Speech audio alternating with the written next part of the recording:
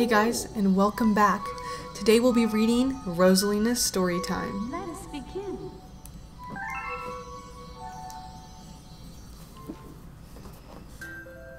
Chapter 1, The Celestial Duo. Our story begins a very, very long time ago with a young girl. One day this girl spotted a rusted spaceship holding a small star child. "What's your name? Are you lost?" the girl asked the star child. "I'm Luma, and I'm waiting for my mama. She's coming for me on a comet," said the star child, who had been waiting day and night. "Don't worry, I'll wait with you," the little girl promised Luma. At nightfall, the little girl borrowed her father's telescope and peered into the sky. She looked and looked but saw nothing. Hours turned into days and then years, but still the sky revealed nothing. Finally, the little girl sighed and said to Luma, "If we stay here looking much longer, I'll be an old lady soon." But then she had an idea. "Why don't we go out there and find your mother ourselves?" The girl and Luma fixed up the rusty spaceship, and then the two set sail into the starry sky.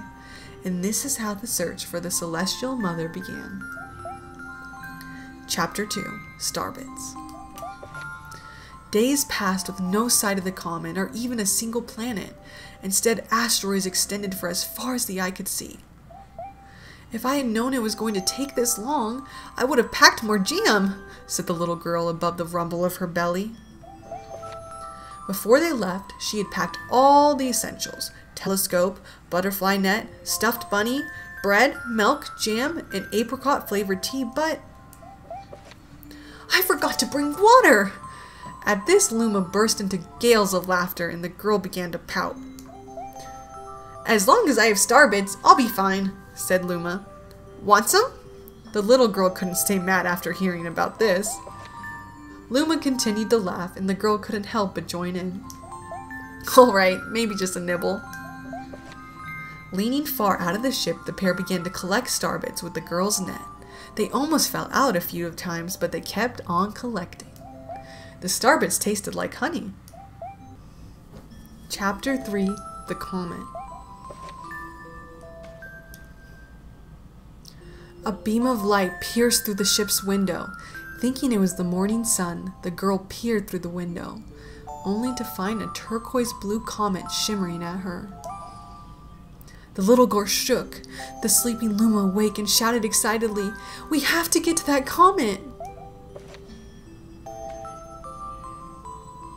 The pair descended on the comet and found that it was made of ice.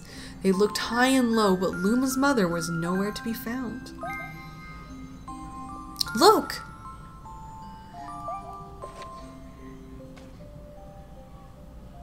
Peering down at the icy ground where Luma was pointing, the girl suddenly noticed clusters of starbits encased in the ice. "Pretty good, huh? Finding starbits is my specialty," said Luma, beaming. "There's ice here, but it's so warm. I bet there's water here too." The two decided to stay on the comet for a while. Riding the turquoise comet, the pair continued their search for Luma's mother. Chapter 4, The Dream. One night, the girl dreamed about her own mother. "Where are you going?" she asked her mother's retreating back. Without turning, her mother replied, "Don't fret, dearest, I'm not going anywhere. I'm always watching over you, like the sun in the day and the moon in the night." A wave of sadness washed over the girl. "What about when it rains and I can't see the sun or the moon?" Her mother thought for a moment before responding. "I will turn into a star in the clouds and wait for your tears to dry."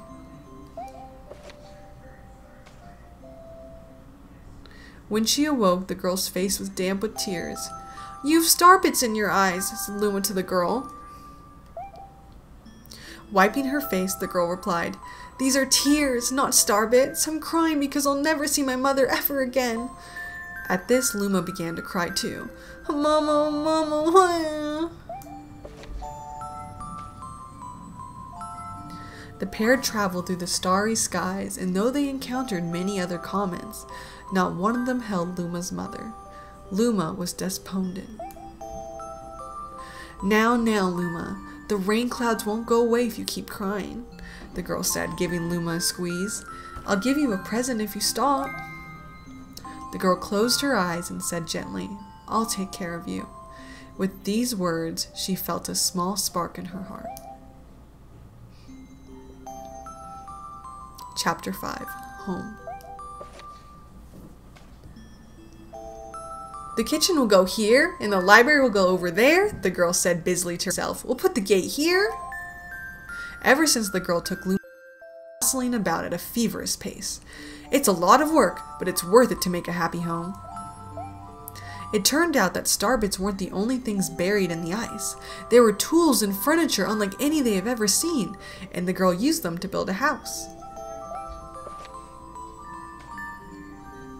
Looking at the completed house, Luma remarked, Don't you think it's awfully big for just the two of us?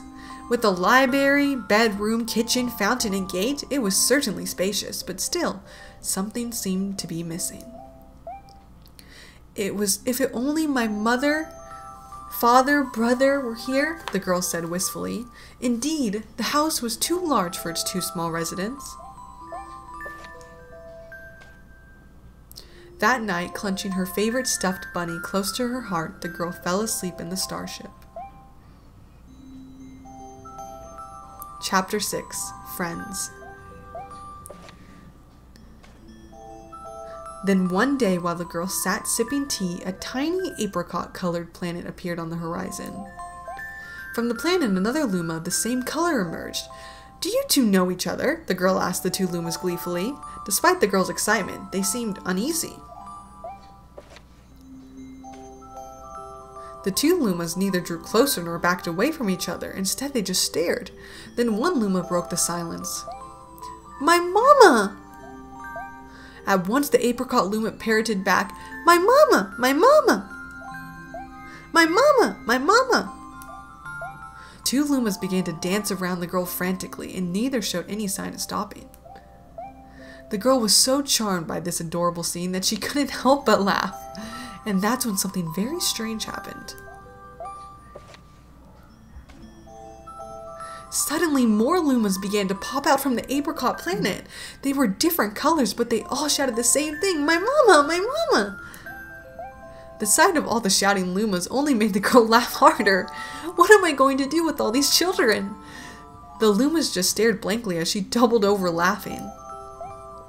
I guess we'll have to name each and every one of you. Tomorrow, once she had finished naming all of them, she would begin moving all the Lumas into the new house. Chapter 7. The Telescope. After seeing their 100th comet, a sudden thought popped into the girl's head. I wonder if my home planet is still as blue as it was. That's when she remembered her father's telescope. Peeking through the telescope, a tiny blue dot floated into sight. It was smaller than a star bit. How strange, it's so far away, but it feels so close. She twisted the knob of the telescope and the blue dot grew until she could make out a grassy hill dotted with flowers. It seemed very, very familiar to her. Zooming even closer, a terrace on the hill came into view. I used to go stargazing there when I lived on my home planet. She remembered rubbing the sleep out of her eyes as she followed her father up that hill to look at the stars. She remembered how she and her brother would sled down that hill.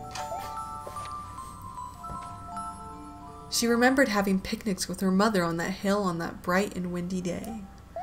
And I want to go home. I want to go home now. The girl burst into tears and the Lumas didn't know what to do. I want to go home. I want to go back to my house by the hill. I want to see my mother. The girl was shouting now, her face filled wet with tears.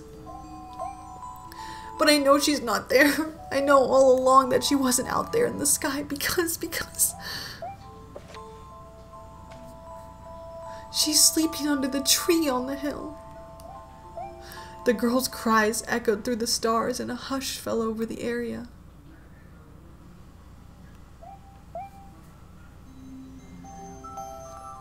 Chapter 8. The Wish. Though usually quite cheery, one day the girl became sad again. Luma drew close and tried to comfort her. "Mama, you still have me. And don't be sad about your mama, because she's a part of you. That means she's always close by. It's like me. I love starbits because they remind me of my mama."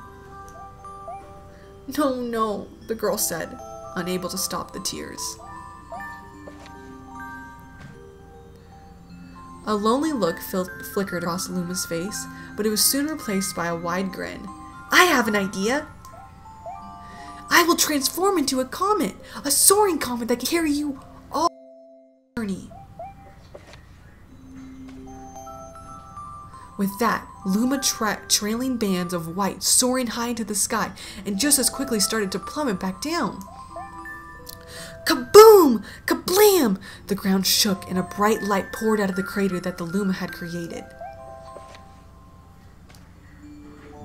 The bands of light twisted together to form a comet tail. And then Luma emerged, reborn as a comet. The girl could scarcely believe her eyes. "But how?" she kept asking. "Our destiny as Lumas is to turn into different things," said a red Luma who had suddenly appeared. "Stars, comets, planets, we can become all of these things. When I grow up, I want to become a star that makes someone special smile," said a green Luma. A blue Luma chimed in. "That Luma turned into a real cutie of a comet, didn't he?" All the Lumas together said, "No more crying, Mama." "Thank you," said the girl in a whisper, and she pulled the Lumas close and hugged them. From that day on, starbits no longer fell from the girl's eyes. The comet set forth for the girl's home planet, its long tail blazing proudly behind it. Final chapter, Family. With its many Lumas and the telescopes, the comet was quite a sight to behold. The girl was proud to call it home. At a welcoming party for a new Luma, the girl gathered everyone in the kitchen and said in a louder voice than usual, "All right, everyone, let's make a cake sprinkled with starbits, then it will be a star cake." The Lumas excitedly began to gather the ingredients. As she watched the Lumas scurry about, the girl smiled and thought to herself, "This is my family now, and I will stay with them until they're ready to leave the nest. And when they do leave, I'll see them off with a smile, because that's what makes a mother happiest." That night, when the girl laid down to sleep, a soft light enveloped her and reminded her of Blue Planet she once called home. But it would be very nice to return home once every 100 years or so, to nap in my favorite sleeping nook. The comet carrying the Lumas and the girl continues on its journey to this very day. With more family members in tow than they can be counted, it's said that the comet visits the girl's home planet once every 100 years, its proud white tail glittering in the sky. The end.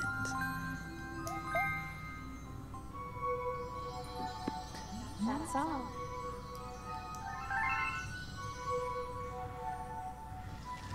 Thank you guys all for watching, and I hope you stay tuned again for another episode of Eli and Devi. See ya!